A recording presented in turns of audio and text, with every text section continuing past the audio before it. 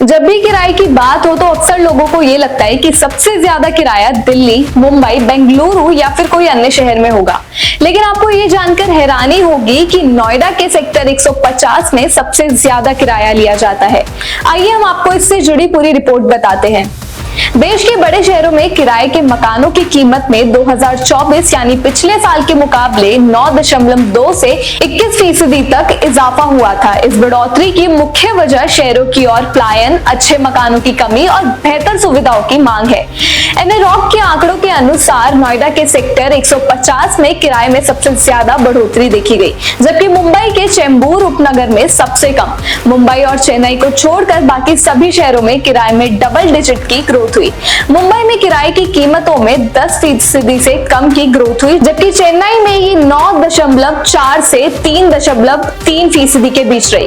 केंद्रीय बजट 2025 में वित्त मंत्री निर्मला सीतारमण ने किराए पर टीडीएस की सीमा को 2.40 लाख रुपए में बढ़ाकर 6 लाख रुपए सालाना कर दिया। इससे छोटे टैक्स पेयर को राहत मिलेगी। अब विस्तार से देखें तो देश के बड़े शहरों में रहने का खर्चा भी बढ़ गया है। किराए के मकानों की कीमतें आसमान छू रही है। 2024 के मुकाबले किराए में 9.2% से लेकर 21% तक की बढ़ोतरी देखी गई। मतलब अगर पहले किराया 10,000 रुपए था तो अब वो बढ़कर 11 से 12,000 रुपए तक है।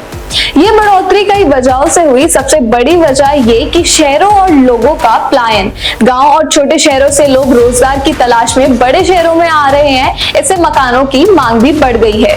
दूसरी वजह है अच्छे मकानों की कमी। हर कोई चाहता है कि उनका घर अच्छा हो, उसमें सारी सुविधाएं हो, लेकिन ऐसे मकान कम है, इससे उनकी कीमतें बढ़ रही है। तीसरी वजह है बेहतर सुविधाओं की मांग। आजकल लोग जिम, स्विमिंग पूल, पार्क जैसी सुविधाओं वाले मकान चाहते हैं। ऐसे मकानों का किराया ज्यादा होता है।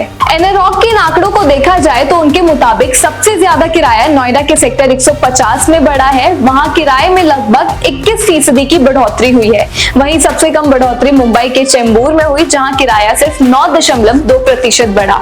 मुंबई और चेन्नई को छोड़कर बाकी सभी शहरों में किराए के दोहरे अंकों में बढ़ोतरी हुई है, मतलब 10% या उससे ज्यादा।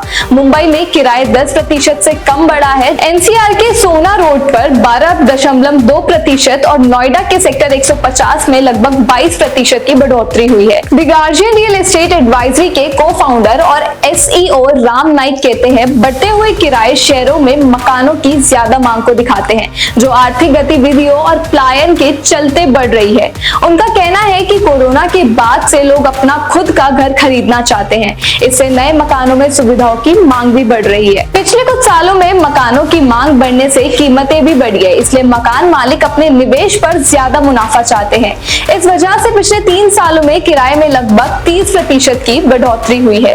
अब बात करते हैं बजट 2025 की। इस बजट में वित्त मंत्री निर्मला सीतारमण ने किराए पर टीडीएस की सीमा बढ़ा दी है। पहले 2.40 लाख रुपए सालाना से ज्यादा किराए पर टीडीएस कटता था। अब ये सीमा बढ़कर 6 लाख रुपए सालाना कर दी गई है। इसका मतलब है कि अगर आपका मकान का किराया 50,000 रुपए प्रति महीना से ज्यादा है तभी टीडीएस कटेगा। पहले ये सीमा 20,000 रुपए प्रति महीना थी। इससे छोटे करदाताओं को फायदा होगा, उन्हें कम टीडीएस देना होगा।